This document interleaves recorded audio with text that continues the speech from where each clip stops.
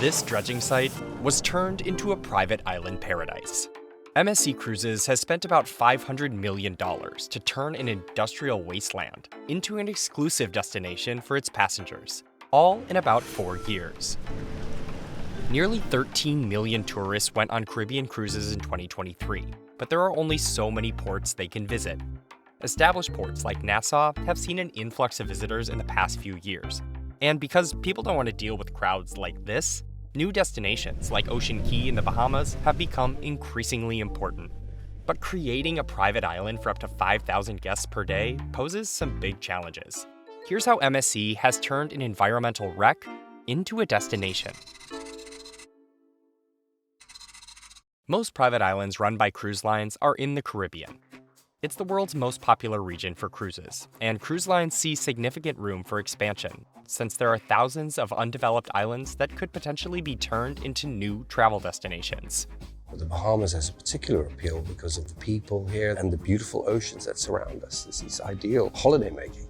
Cruise lines have been developing islands in the region since the 1980s, when Norwegian cruise lines purchased Great Stirrup Cay in the Bahamas. Now, several companies have their own private islands throughout the Caribbean. The companies say it's a win for cruise lines to draw guests, a win for passengers who don't want to deal with tens of thousands of other tourists going to the same beaches and restaurants, and a win for countries like the Bahamas that are paid to lease the land and collect additional port fees. Some critics argue that developing more ports risks over-tourism, but industry officials say these new destinations reduce the pressure on existing ports, and that cruise ships are scapegoated for the issues of the larger tourism industry. Most of these islands, though, were uninhabited for a reason. When MSC Cruises signed a 100-year lease on Ocean Cay in 2015, it was covered in industrial waste. It was, to be honest with you, quite a mess. Ocean Cay is a man-made island created in the 1960s. It was dredged from the sea by the Dillingham Corporation to mine sand, not impress tourists. Sports Illustrated once called it the least lovely of the Bahamas' many islands. In the early 2000s, energy company AES tried to turn it into a natural gas plant, but the plan didn't materialize, and the island was abandoned. Until more than a decade later, when MSC saw an opportunity. The island was chosen primarily for its proximity to the US. We're only 65 miles away from the US, Florida, Miami, and Cape Canaveral. And that means that we can have overnight ships, double ship day calls. Ships typically stop at Ocean Cay as the first or last stop because it's so close to Florida. But ships can also stop there if they're being rerouted due to weather. But before it could open for guests, MSC had to completely transform the 103-acre island, taking the island from this to this. The island was completely designed with the guest experience in mind. There was nothing there. Architects studied the currents and wind to determine where it should place the beaches and marina. The lighthouse was placed on the west, so it could be part of the view at sunset. They decided to have ships dock on the south side of the island where the water is deep enough to have them enter directly, and the marina went to the east, which is protected from large waves by the Great Bahama Bank, an underwater limestone bed that makes the sea more shallow in that area. Then came the actual construction work. Removing 7,500 tons of scrap metal and moving almost 1 million cubic yards of sand. That's enough to fill about 300 Olympic swimming pools, and adding 100,000 tons of rocks.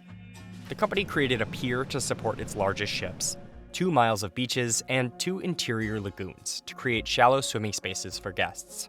And after that, it had to build the infrastructure. The utilities, the reverse osmosis plant, sewage treatment plant, power generation plant, and we had to build housing. The company planted 5,000 palm trees and 75,000 smaller plants. And then it was time to prepare for guests. Coming here, initial thought was, wow, I'm kind of stuck here. We still had the last remnants of the dredging company that was here.